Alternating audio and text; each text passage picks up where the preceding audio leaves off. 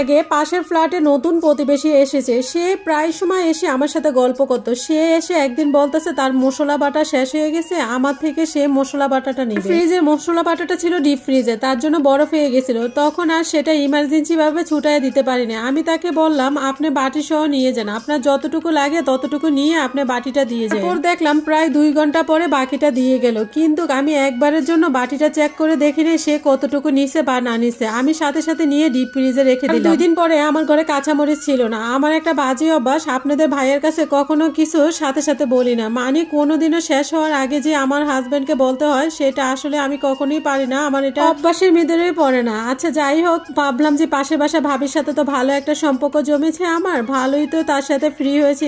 সে তো আমার কাছ থেকে অনেকবার অনেক কিছু নিছে, তার কাছে তো আমি 2টা কাঁচামরিচ চাইতেই পারি, এটা তো কোনো সমস্যা নেই। তো আমি এক বিন্দু দ্বিধাবন্ধ না করে ভাবির কাছে কাঁচামরিচ চাওয়ার জন্য গেলাম। ভাবির কাছে বললাম ভাবি আমাকে 2টা কাঁচামরিচ দেন, বেশিটা দিলেই হবে। তারপর ভাবির মনটা দেখলাম বেশি খারাপ হয়ে গেল এই কথাটা বলার পর। প্রথমে তো হাসি দিয়ে কথাটা বললো, পরে দেখলাম তার মনটা বেশি খারাপ হয়ে গেল আমি কাঁচামরিচ চাওয়াতে। তখন সে ফ্রিজ থেকে ঘনে ঘনে 2টা কাঁচামরিচ আমাকে দিল। কাঁচামরিচ দেওয়ার সময় যে কত ভাব দেখালো, বলল কাঁচামরিচ নাই, শেষ হয়ে গেছে, আনাতে হবে, তারপরে আজকে কাঁচামরিচ লাগতো তার, এইটা সেটা নানা ধরনের কত কথা যে বললো। আমার না একদমই মনে চাচ্ছিল না যে কাঁচামরিচ 2টা নিয়ে আমি ঘর পর্যন্ত আসি। এইটা আমার শিক্ষা হয়েছে ভাই, ঘরে কিছু না থাকলেও আর কখনো কারো ঘরের কাছে যাব না ভাই।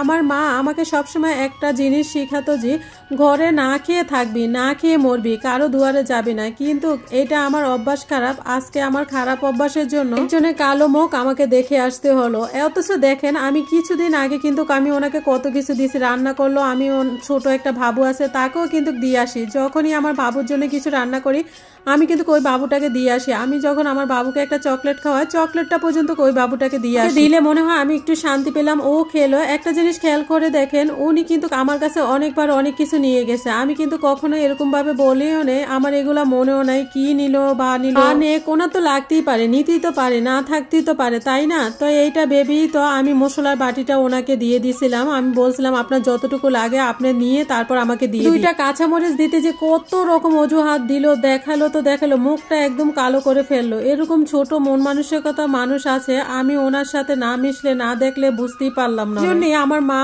এবং আমার হাজবেন্ড সবসময় বলতো কখনো কারোর সাথে মিশবা না, কারো বাসায় যাবা না। এখনকার মানুষ একদম ভালো না। তো এই জন্য আমার মনটা বেশি খারাপ লাগছিল। এই কথাটা আমি এখন পর্যন্ত আমার হাজবেন্ডের কান পর্যন্ত দেই না। একটা জিনিস খেয়াল করে দেখবেন, কখনো কারোর সাথে মিশতে গেলে এতটা মিশবেন না যে আপনার সবকিছু তাকে দিয়ে দিবেন, পরবর্তীতে তার কাছে কিন্তু আপনি কিছুই পাবেন না। আসলে কিন্তু বাস্তব সমাজে কিন্তু আমাদের এইগুলাই হচ্ছে।